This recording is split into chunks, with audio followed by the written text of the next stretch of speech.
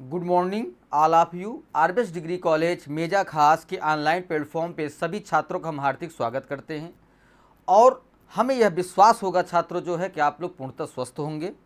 तो आइए जो है बीएससी एजी सेकंड सेमेस्टर के अंतर्गत जो आपका सब्जेक्ट है जो है फंडामेंटल आप जो है प्लांट बायोकेमिस्ट्री के अंतर्गत जो आपका टॉपिक है जो है nucleic acid importance and classification symptoms जो है, मतलब इसका अर्थ ये हुआ छात्रों जो है कि न्यूक्लिक एसिड का महत्व और वर्गीकरण के लक्षण क्या हैं, उसे हम आज जो है छात्रों आप लोग को अध्ययन करवाएंगे।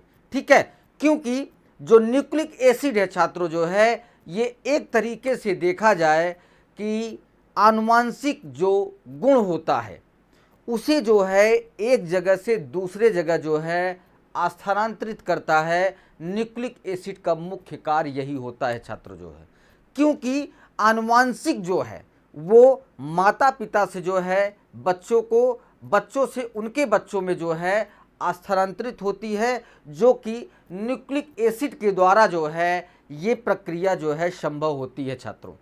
क्योंकि वजह यह है कि जो हमारे पौधों में जो क्रॉस बीट कराया जाता है या क्रॉसिंग कराया जाता है, या पौधों में या अमरूद का प्लांट हो गया, नींबू का प्लांट हो गया, वहाँ पे क्रॉस करके किसी दूसरे पौधे का प्रजनन किया जाता है या उगाया जाता है, तो वो ये प्रक्रिया जो है केवल न्यूक्लिक एसिड के द्वारा ही छात्रों संभव हो सकती है।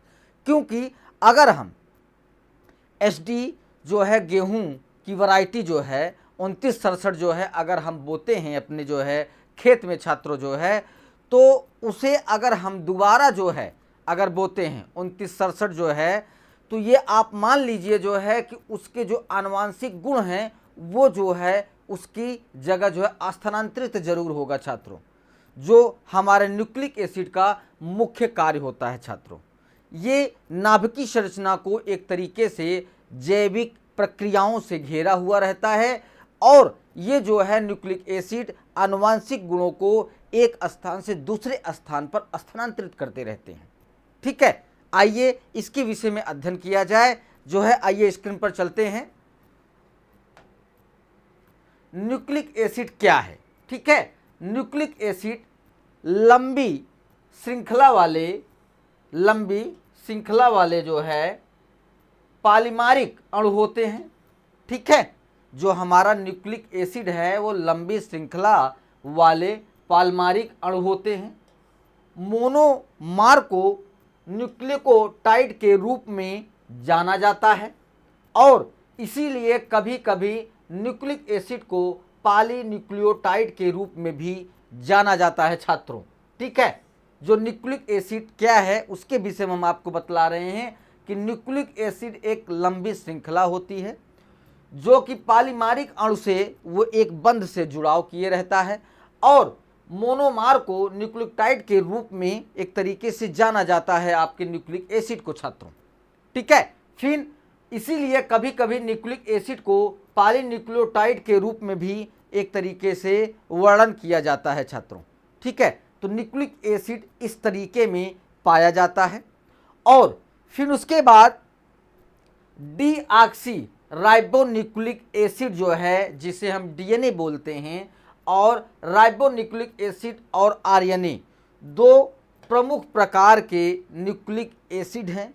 ठीक है, फिर ये डीएनए और आरएनए एक पीढ़ी से दूसरी पीढ़ी तक विशिष्ट विशेषताओं के वंशानुक्रम और संचरण के लिए जिम्मेदार होता है, जो आपके न्यूक्लिक एसिड का जो है छात्रों मुख्य कार्य होता है, जो आरएनए और डीएनए के माध्यम से ये आनुवांशिकी को जो है एक तरीके से एक पीढ़ी से दूसरी पीढ़ी में विशिष्ट विशेषताओं या गुणों को वंशानुक्रम के अनुसार जो है उसे संचरण के लिए जिम्मेदार होता है, उस प्रक्रिया के लिए मुख्य जिम्मेदार होता है छात्रों, जो आपके न्यूक्लिक एसिड के द्वारा ही ये चीज़ें संभव हो सकती हैं।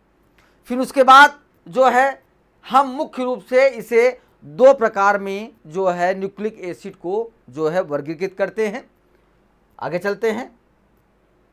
डीऑक्सीराइबोक्लोरिक एसिड जो है, जो डीएनए आपका है, डीएनए को जो है न्यूक्लिक एसिड को दो वर्गों में न्यूक्लियर मतलब डिवाइड किया गया, वर्गीकृत किया गया है, डीएनए और आरएनए छात्रों। ठीक है, फिर उसके बाद रासायनिक रूप से डीएनए एक पोटेंस शर्करा, फास्फोरिक एसिड, नाइट्रोजन युक्त कुछ चक्रीय आधारों पर ये बना हुआ होता है आपका डीएनए छात्रों जो है। फिर डीएनए अणुओं में मौजूद शर्करा अंश जो है, जो आपका बीटा -D-2 डीऑक्सीराइबोज है, जिन चक्रीय आधारों में नाइट्रोजन होती है वे adenine A, guanine G, cytosine C, thymine T, इन रूपों में जो है आपके जो नाइट्रोजन होते हैं वो अभिक्रिया करते रहते हैं, उनके अणु जो है एक बंध से दूसरे बंध से जुड़ाव रखते हैं। फिर उसके बाद डीएनए के अणुओं में ये आधार और उनकी व्यवस्था एक पीढ़ी से दूसरी पीढ़ी तक जानकारी भंडारण में महत्वपूर्ण भूमिका जो है छात्रों निभाते हैं। मतलब कहने का अर्थ ये हुआ कि अगर हमारा जो डीएनए है, अगर इसे जो है सही तरीके से छात्रों जो है परिसंचरण न किया जाए, संचरण न किया जाए जो है, तो आपका जो आनुवांशिक विशेषता और गुण होते हैं वो एक पीढ़ी से दूसरे पीढ़ी पे जो है स्थानांतरित नहीं हो सकते हैं।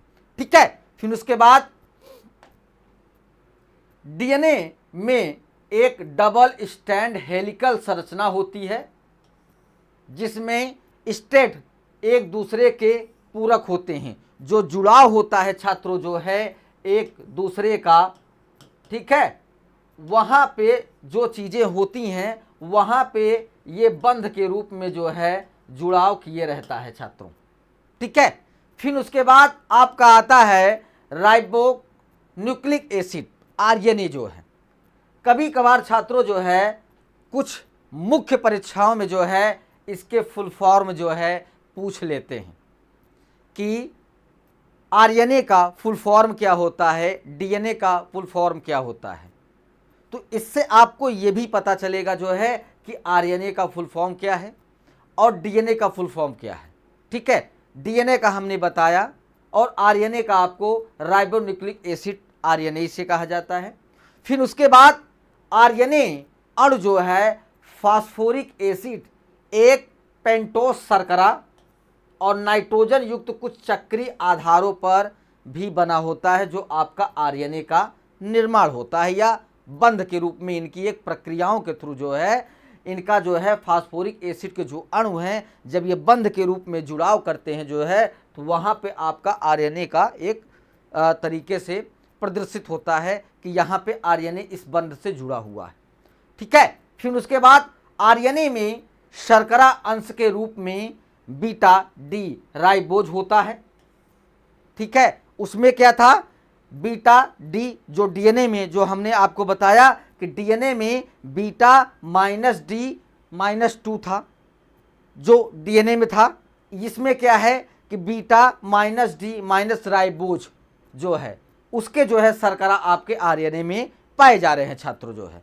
ठीक है, फिर आरएनए में मौजूद हेट्रोसाइक्लिक आधार adenine A, guanine G, cytosine C और यूरेसिल यू, उसमें क्या था जो है लास्ट में एडेनिन तो था, ग्वानिन भी था, साइटोसिन भी था, और वहाँ चौथे में जो है एक तरीके से क्या कहते हैं ग्वानिन जो है, मतलब उसे जो है थायमिन जो है एक तरीके से, यहाँ पे यूरोसिल था, वहाँ पे थायमिन था। डीएनए में थायमिन और आरएनए में जो है यूरोसिल जो है, इतने प्रकार के जो है आधारी जो आपको है हेट्रोसाइक्लिक जो है आपके अम्ल जो है एक तरीके से आधार बनाते हैं छात्रों जो है। ठीक है, फिर उसके बाद आरएनए में चौथा आधार डीएनए से भिन्न होता है। आरएनए में आमतौर पर एक ही स्ट्रैंड, मतलब कहने का अर्थ यह है कि एक स्ट्रैंड होता है जो कभी कभी पीछे की ओर जो है मुड़ जाता है। मतलब अगर उनके बंध इस तरीके जुड़ाव लिए हुए हैं छात्रों, ठीक है, अगर उनका इस तरीके का जुड़ाव लिया हुआ है तो यहाँ पे इनको जो है टर्न होके जो है जुड़ाव ले लिया जाता है। ठीक है, फिर जो कभी कभी पीछे की ओर मुड़ जाते हैं, फिर जिसके परिणाम स्वरूप दोहरी हेलिक्स संरचना बनती है। आरएनए अणु 3 प्रकार के होते हैं, प्रत्येक का एक विशिष्ट जो है कार्य होता है छात्रों। ठीक है, तो उसके बाद जो है न्यूक्लिक एसिड का वर्ग क्या है वो हम बता रहे हैं छात्रों।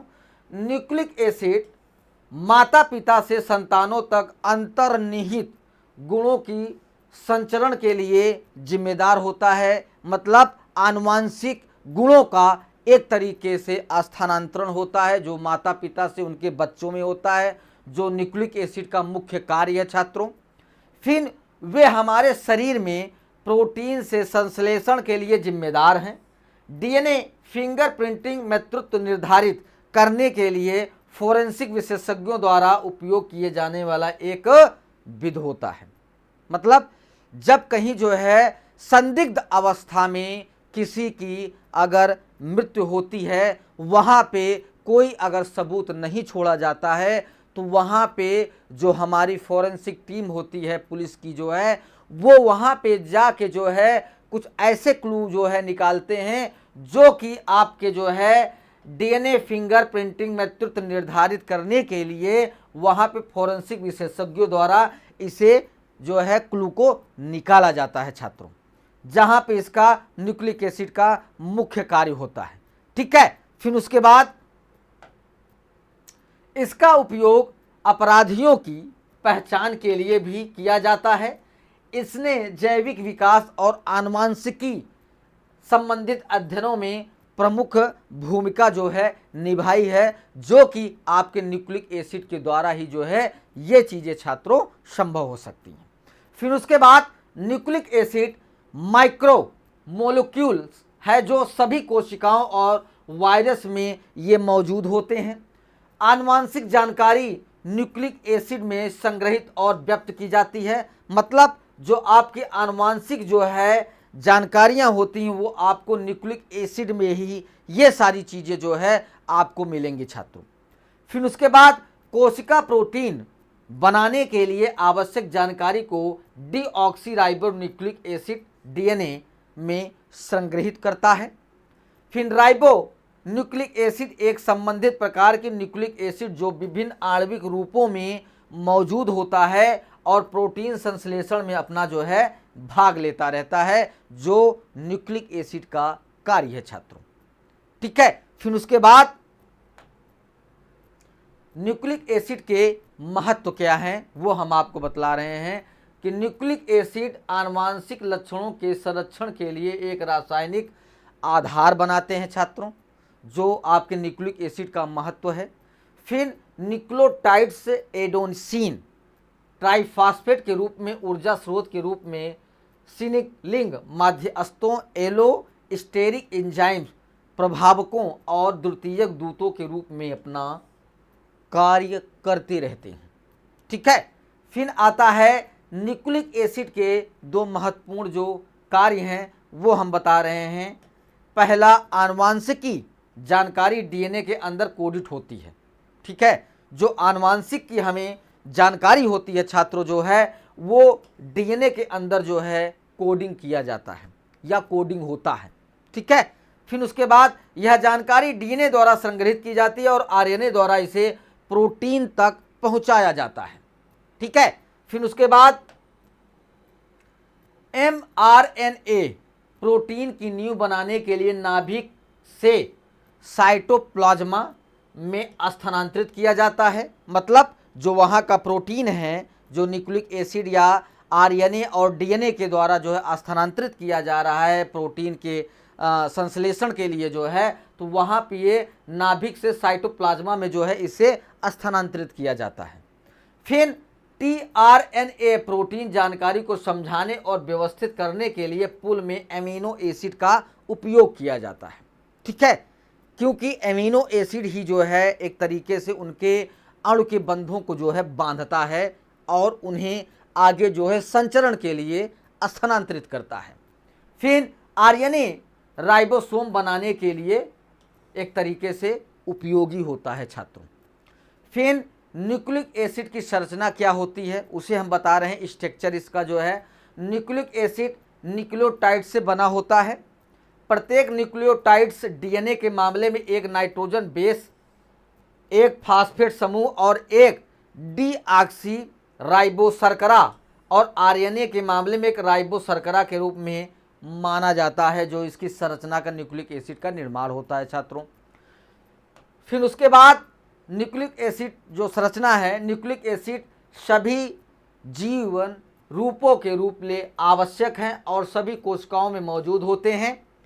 प्रकृति में न्यूक्लिक अम्ल दो रूपों में पाए जाते हैं, वे हैं डीऑक्सीराइबोन्यूक्लिक एसिड डीएनए और राइबोन्यूक्लिक एसिड आरएनए जो है, ये प्रकृति में दो रूपों में पाए जाते हैं छात्रों जो है न्यूक्लिक एसिड। न्यूक्लिक एसिड प्रकृति में उपलब्ध मोनोमर्स के बायोपॉलिमर जो न्यूक्लियोटाइड बना सकते हैं, न्यूक्लिक एसिड न्यूक्लियोटाइड में निर्मित होते रहते हैं छात्रों। ठीक है। फिर न्यूक्लिक एसिड की संरचना को समझने के लिए न्यूक्लियोटाइड की संरचना का अध्ययन किया जाता है।